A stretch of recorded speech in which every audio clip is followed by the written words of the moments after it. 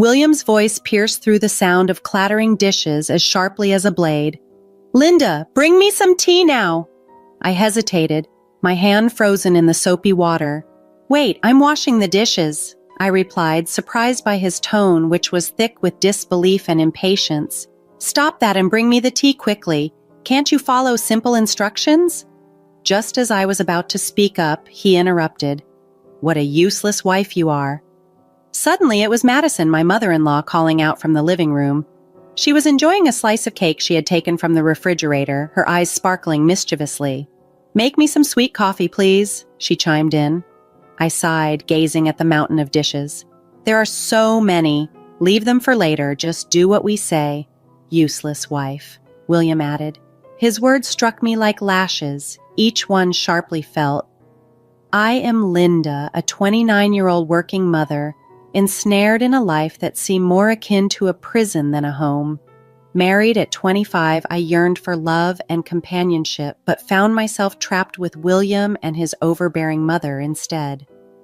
Our 3-year-old son was the only beacon of joy in my dim world. We resided in the home of William's parents, a setup I begrudgingly agreed to under the guise of caring for Madison after the passing of my father-in-law. Initially, I pitied her, assuming she was mourning, but it soon became clear that I was merely a pawn in her harsh game of domestic domination.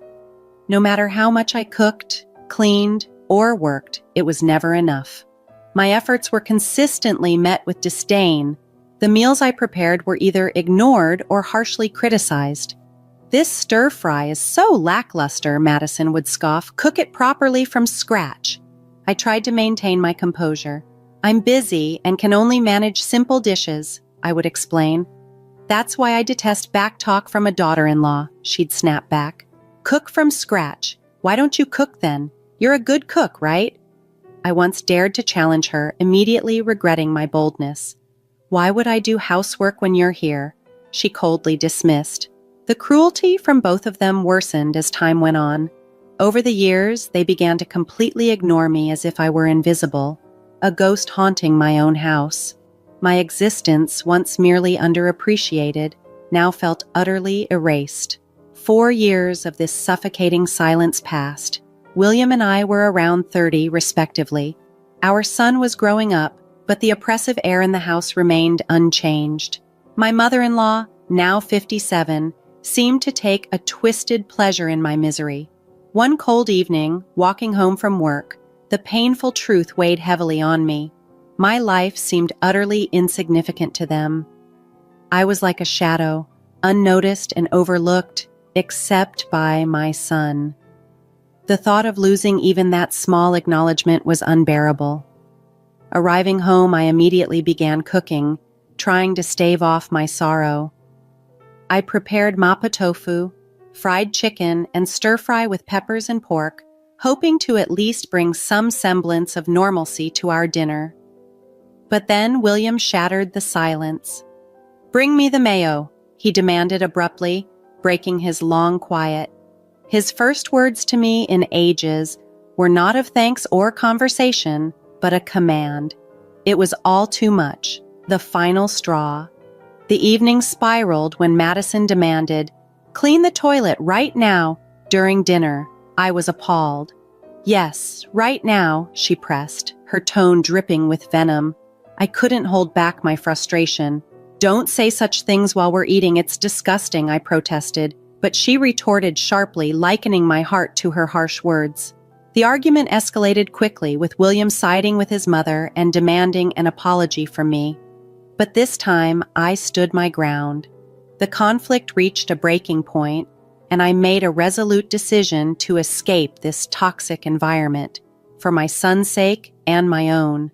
I retreated to my room with a sense of purpose, downloaded divorce papers, filled them out, and presented them to William. He was stunned, but I felt nothing but resolute. "I'm filing these," I declared firmly, meeting his surprised gaze with determination. It was a moment of clarity. I was finally stepping out of the shadows. In the days following my declaration, I faced many hostile stares and harsh words. But amidst the turmoil, I found a peculiar sense of freedom. One evening, as I served dinner, Madison scorned the meal. "You call this food? Even a child cooks better." I swallowed my frustration, focusing instead on my son's smile. "Eat up, sweetheart. I made your favorite tonight," I said softly. William chimed in with sarcasm. "Oh, now suddenly you're the perfect mother, huh? What a joke." His words stung, but I was fueled by a newfound strength. No longer the unseen shadow, but a woman reclaiming her life and her voice. Remaining composed, I focused on creating a pleasant dinner for our son, even as Madison belittled me. "Don't act like you're better than us. You're just a nuisance in this house," she scoffed. The air around the dinner table felt heavy, charged with tension. William, emboldened by his mother's derision, threw more jabs my way. "So, Linda, have you ever thought about how you'll manage after the divorce? You can barely handle running a household, let alone your own life." I met his gaze squarely, confidence unwavering. "I've been the backbone of this family for years. I'm not worried about taking care of myself and our son." His smirk wavered, a trace of doubt flickering across his face. Madison jumped in hastily. "Don't be ridiculous. You rely on us more than we rely on you." The conversation turned to finances, a topic they generally avoided. "You know, without my paycheck, this household would struggle," I pointed out, speaking more to myself than to them. Madison's retort was dismissive. "We'll manage. We don't need your charity." But William's silence was telling. He knew the truth. Without my income, they would indeed face difficulties. In the days that followed, their behavior grew increasingly erratic. Madison oscillated between coaxing me to stay and hurling insults when I resisted. William, on the other hand, seemed disoriented, his once assertive demeanor diminishing as the reality of his financial dependence on me became apparent. One afternoon, I overheard a conversation between them that sent chills through me. "Leaving her is not an option," William whispered furiously. "We rely on her money." Madison's response was coldly strategic.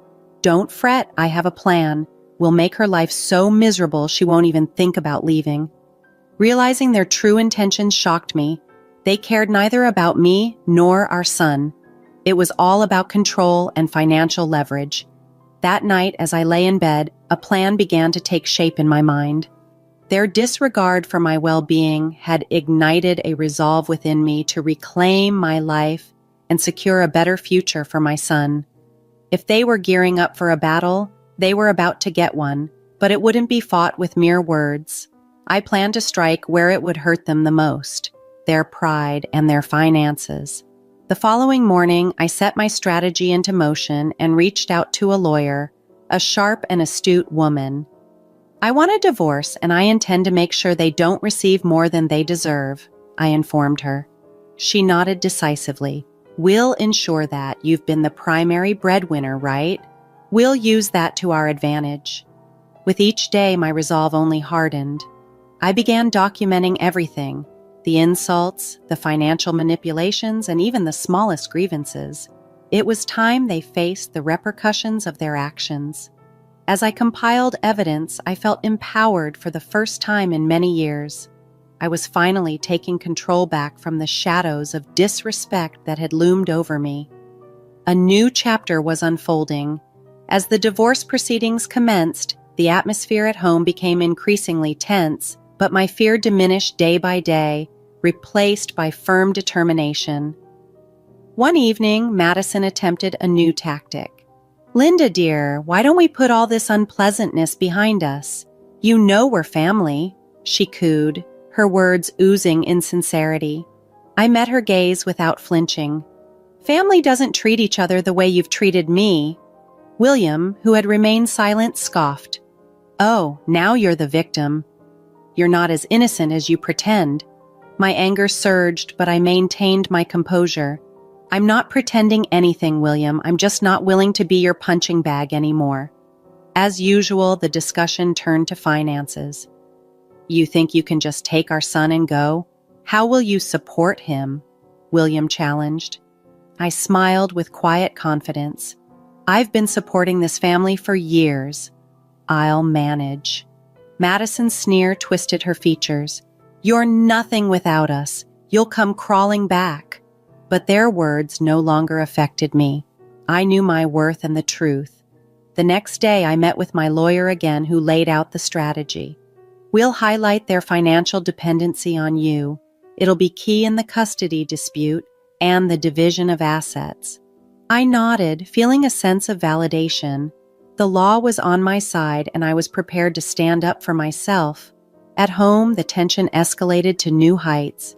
Madison's efforts to undermine me grew more desperate. "You think you're clever," she spat one evening, "but you're just abandoning your family." I looked her straight in the eye. "No, I'm finally standing up for myself." William joined in, his voice thick with fury. "You'll regret this. You can't survive without me." But with each threat and taunt, I grew only more resolute. I was not just surviving, I was finally thriving on my terms. His threats no longer fazed me. As the court date approached, I meticulously prepared for the legal battle. I gathered financial records, documented their harsh words, and compiled evidence of their neglect. One afternoon, while organizing these documents, my son approached with a worried look. "Mom, are we going to be okay?" he asked, his voice tinged with uncertainty. I pulled him close, filled with a surge of protectiveness. "Yes, sweetheart, we're going to be just fine. We're leaving this place and starting a new, happy life. Just you and me." His arms tightened around me, and at that moment, I was more certain than ever that I was making the right decision. This fight was for my son's future, not just my own. As the day of the court hearing neared, I felt a mix of dread and anticipation. It represented impending freedom. I was ready to face William and Madison, to end their reign of control and abuse. I was determined to reclaim my life and secure the peace and happiness my son deserved. Justice was within reach, and I was resolute in seeing it through. On the day of the hearing, sitting opposite William and Madison in the courtroom, I experienced a surreal blend of emotions. This was a pivotal moment of change. The proceedings began formally. William's lawyer depicted him as a devoted husband and father, a portrayal starkly at odds with reality. Madison cast herself as a grieving mother-in-law, mistreated by an ungrateful daughter-in-law. Their act was transparent, their falsehoods glaring. When it was my turn, I spoke with clarity and composure. "I have been the sole financial support for this family for years. My husband's lack of employment and his mother's manipulations have brought continuous strain." William interrupted, feigning injury. "Linda, how can you say these things?" he exclaimed. I fixed my gaze on him, unwavering. "Support isn't just about words, William. It's shown through actions, and your actions have been selfish and cruel." The judge listened intently as I presented my case. Financial records, audio recordings of their verbal abuses, and testimonies from neighbors who had witnessed their behavior. The truth was undeniable. As the evidence accumulated, William's pretense fell apart and Madison's composed facade cracked, exposing her true nature. The courtroom grew tense and silent. Then the decisive moment came. My lawyer presented damning evidence of William's infidelity and Madison's affair with a neighbor, Jonathan. The courtroom buzzed with murmurs as photographs and documents were displayed, laying bare their deceit for all to see. William's expression shifted to one of utter shock. Madison's face contorted with anger, her hands trembling. "You violated our privacy," she shrieked, her voice piercing through the courtroom. But the evidence spoke louder than her protests, marking a turning point that sealed their fate. The truth was clear, and justice was finally within reach. I locked eyes with her, maintaining my composure as I revealed the truth, a truth they had both attempted to conceal for far too long. The courtroom erupted into chaos, but it was too late. Their credibility was shattered, their deceits exposed for all to see. As the hearing concluded, the judge's ruling was unequivocal. I was awarded full custody of our son, and the assets were split fairly. William and Madison were left with nothing but their shattered reputations. Walking out of the courtroom, I felt a profound sense of relief. The years of manipulation and torment were finally behind me. I had stood firm and emerged victorious. However, the most exhilarating moment came when my son rushed into my arms outside the courtroom, his face alight with joy. "We did it, Ma," he exclaimed joyfully. "Yes, we did," I responded, embracing him tightly. We were finally free. This was merely the start for us, a new chapter brimming with hope and promising a brighter future. The aftermath of the court's decision was swift and tumultuous. News of William and Madison's duplicity spread like wildfire, permanently tarnishing their standing in our tight-knit community. Their facade of respectability was irreparably damaged. In the days following the verdict, while I focused on rebuilding our lives, the satisfaction of seeing them face the consequences of their actions was undeniable. One evening, as I prepared dinner, Teresa, the wife of Jonathan, arrived unexpectedly at my doorstep, her eyes brimming with tears. "Linda, I've heard everything. I can't believe what Sylvia Madison did," she confided, her voice quaking with emotion. I welcomed her inside and offered her a cup of tea. As we sat at the kitchen table, she shared her heartache. She had trusted Madison as a neighbor and a friend, and to learn of her betrayal, especially her affair with her husband, was devastating. I offered her comfort, recognizing the widespread damage Madison had inflicted. The next day, I encountered William in town. The arrogance he once carried was gone. He appeared defeated, merely a shadow of his former self. As I faced him, he could hardly meet my gaze. "I'm sorry for everything," he stammered, his voice a mix of regret and realization. "I didn't understand how much I depended on your strength." His belated apology marked a significant change. It was clear he had lost everything: his pride, his home, his family. In his downfall, he finally recognized the depth of his mistakes. Madison faced the most severe repercussions. Her affair with Jonathan not only ruined her reputation, but also entangled her in legal battles. Teresa, deeply hurt by the betrayal, filed for divorce and sued Madison for alienation of affection. The whispers and rumors from neighbors painted a stark picture of a woman toppled by her schemes. She became an outcast, shunned by those she once considered friends. One afternoon, I encountered her at the grocery store. Her posture was slumped, and her movements rushed as she navigated the aisles. Our paths crossed, and our eyes met briefly. The resentment and defeat in her expression were palpable. "You did this to me," she muttered as she hurried past. I watched her retreat, feeling a complex blend of pity and vindication. "No, Sylvia, you did this to yourself," I whispered to myself. The tables had indeed turned, and the repercussions of their actions were now inescapable. William and Madison were living the consequences of their years of deceit and manipulation. Watching them struggle, I realized that the best form of revenge was living well, free from their toxic influence. Refocusing on my son and our new life, I understood that this journey wasn't merely about revenge. It was about freedom. It was a break from years of abuse and control. Looking forward, I was filled with optimism, knowing that the best was yet to come.